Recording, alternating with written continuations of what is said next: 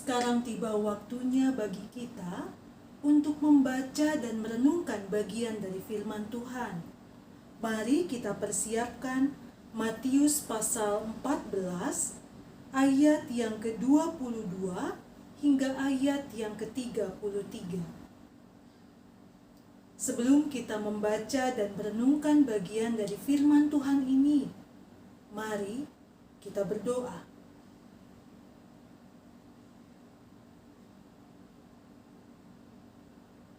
Kami merendahkan hati di hadapan-Mu, ya Allah Bapa yang penyayang.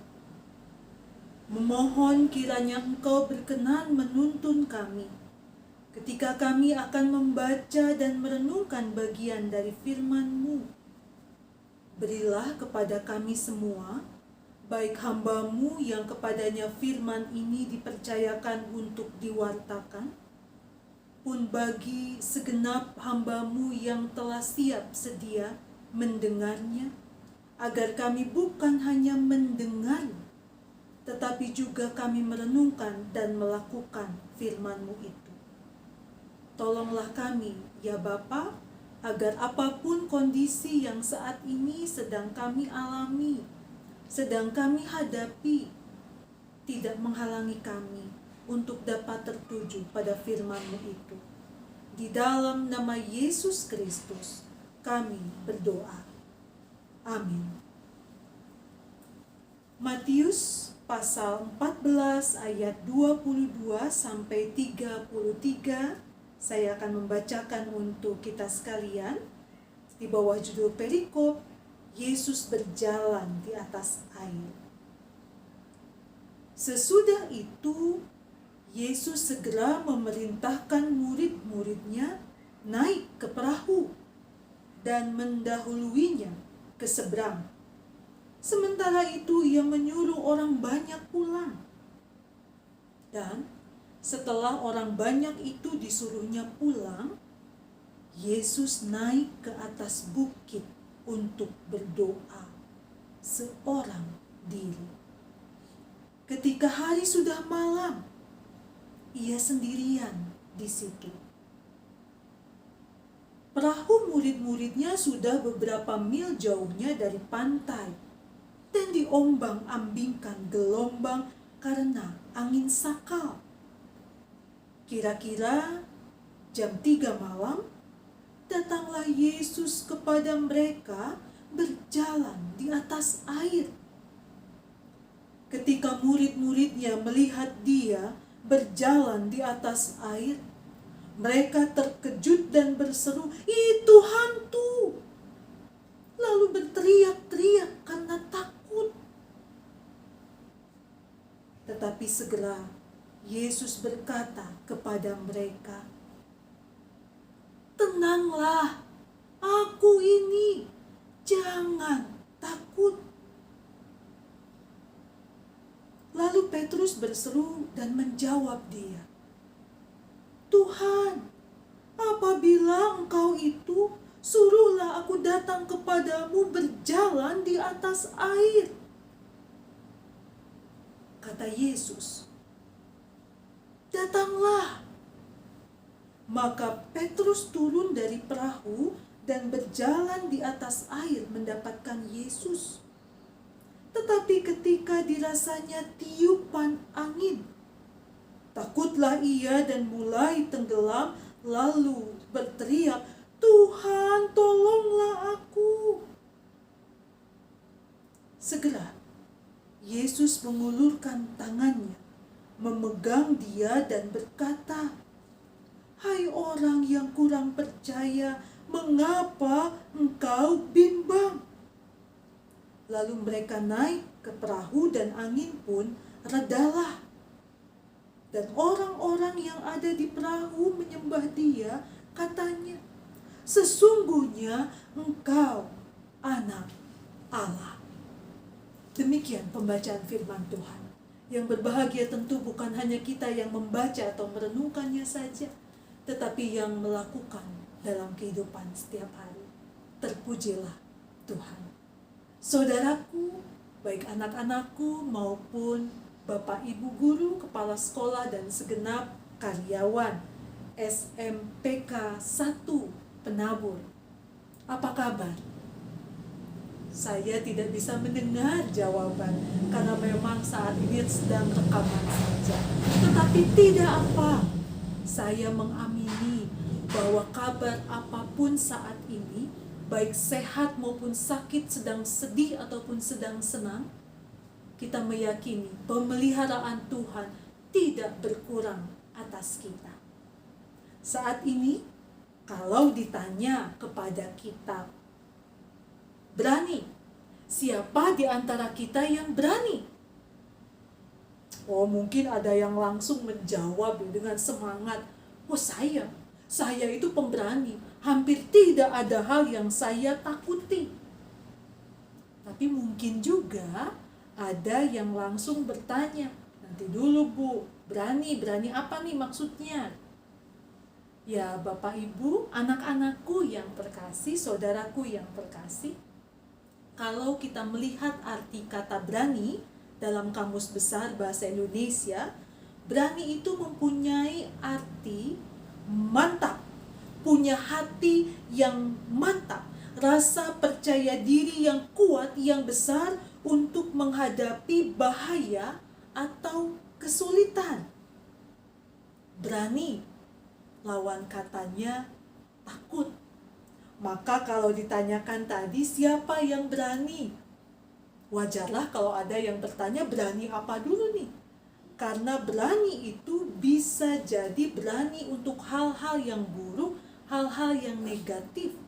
Tetapi tentu dalam tema yang diberikan kepada saya untuk kebaktian saat ini, mengajak kita semua untuk berani mencoba.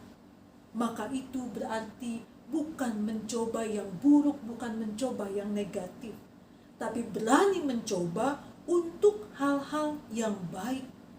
Dan dasar pembacaan Alkitab yang kita baca, kita renungkan saat ini dari Matius pasal 14 ayat 22 sampai 33 menggambarkan kepada kita kelanjutan dari kisah setelah Yesus dan para murid memberi makan 5.000 orang. Kita melihat dalam perikop ini Yesus menyuruh orang banyak untuk pulang. Dan kepada para muridnya, Yesus memberikan beberapa perintah. Perintah yang pertama, Yesus memberikan perintah supaya para murid naik ke perahu, menyeberang lebih dulu mendahuluinya. Dan itu perintah yang jelas tidak sulit, bukan? Apa sulitnya menyeberang sementara Yesus tetap ada di tempat sebelumnya? Menyeberang mudah saja, latar belakang para murid itu kebanyakan nelayan. Kalau cuma menyeberang pakai perahu, mudahlah. Maka mereka pun menyeberanglah. Tapi ternyata kondisi di lautan yang tidak menentu digambarkan bahwa setelah beberapa mil jauhnya, perahu itu diombang-ambingkan oleh angin sakal, atau angin yang datang bertubi-tubi yang berlawanan dengan arah perahu. Jadi terbayang kerepotannya.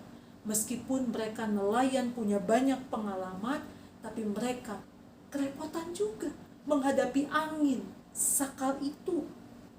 Maka para murid mulai ragu.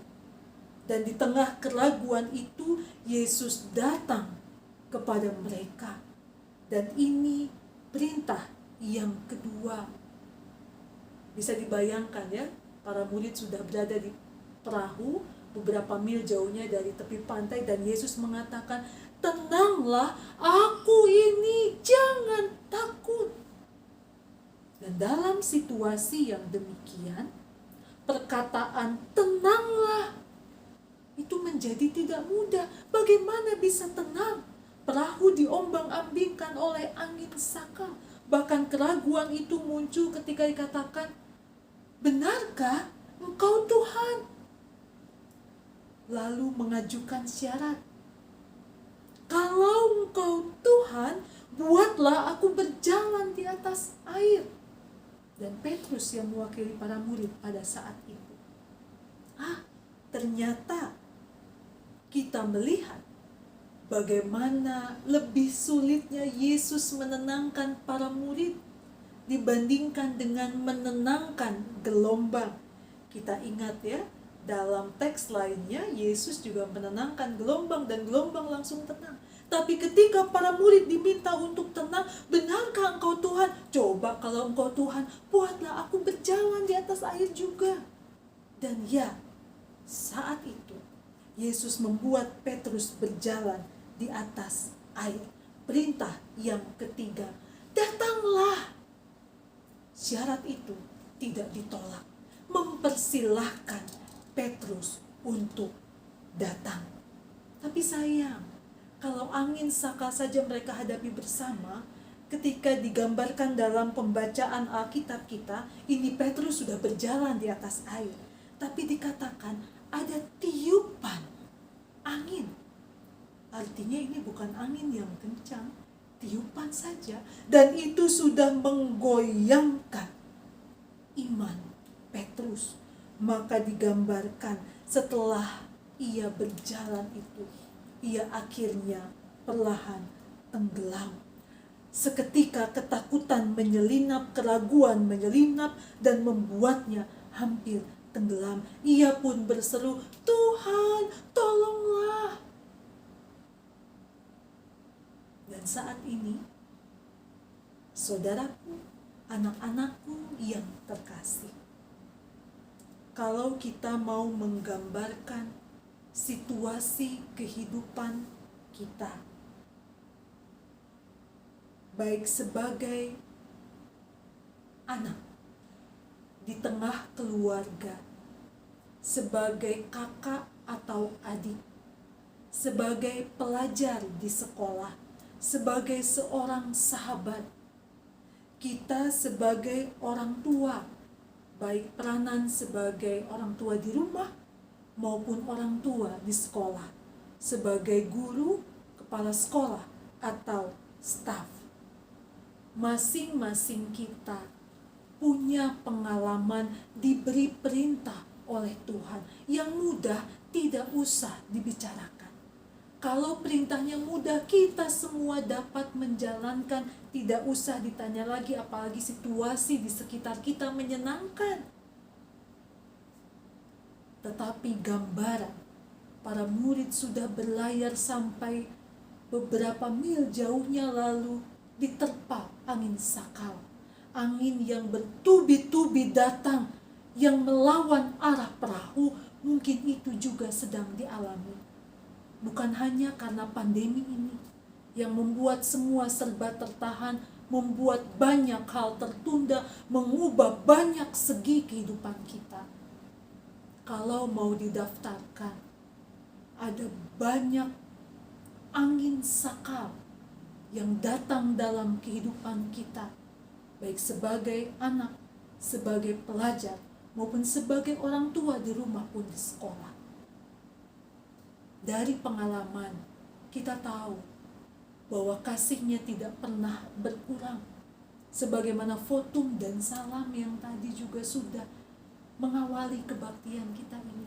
Kita tahu Allah itu pencipta, Allah itu setia, Allah itu yang selalu hadir dalam berbagai kehidupan kita. Tapi ternyata menenangkan hati kita tidak semudah yang dibayangkan. Apalagi ketika ada kekalutan, ada sesuatu yang difikirkan. Semua kata-kata yang baik, semua kata-kata yang menenangkan, kata-kata yang biasanya bisa menghiburkan, bisa menjadi sia-sia. Tapi saat ini, bagi anak-anakku, bagi saudara-saudaraku, termasuk bagi saya juga, kita diajak untuk mari kita berani mencoba untuk melanjutkan perjalanan kehidupan kita.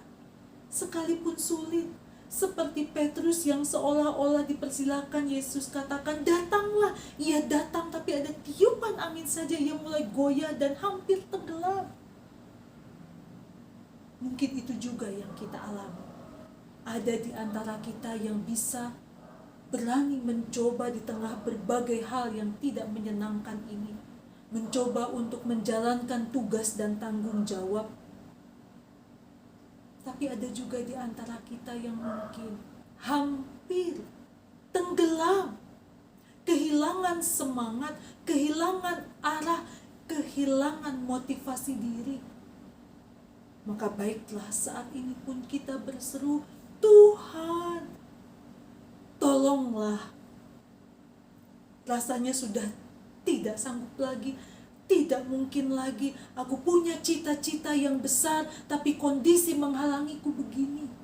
Tuhan, tolonglah. Aku ingin keluargaku baik-baik saja, harusnya semua saling mendukung. Tetapi ternyata harapanku tidak selalu sesuai dengan kenyataan. Tuhan, tolonglah. Dan biarlah saat ini kita pun punya keyakinan, sebagaimana Tuhan selalu tepat pada waktunya datang dan menolong para murid. Demikian juga Tuhan yang kita sembah itu akan datang tepat pada waktunya menolong kita semua. Tidak mudah untuk meyakini hal ini, tapi biarlah Roh Kudus yang memampukan kita untuk terus mengingat. Ada salah satu teks nyanyian dalam Kidung Jemaat. Kidung Jemaat 10 nanti bisa dinyanyikan ya masing-masing. Yang salah satu baitnya tertulis begini. Berulang kali engkau oleh sayapnya terlindung. Tapi berulang kali pula bukan kita sering meragukannya. Tapi ingat saja hal itu. Berulang kali kita oleh sayapnya terlindung. Kalau di masa lalu aku bisa melewati situasi yang sulit, maka di masa ini pun aku berani mencoba melanjutkan kehidupanku di tengah berbagai tantangan yang ada. Karena Tuhan akan senantiasa menjadi pelindungku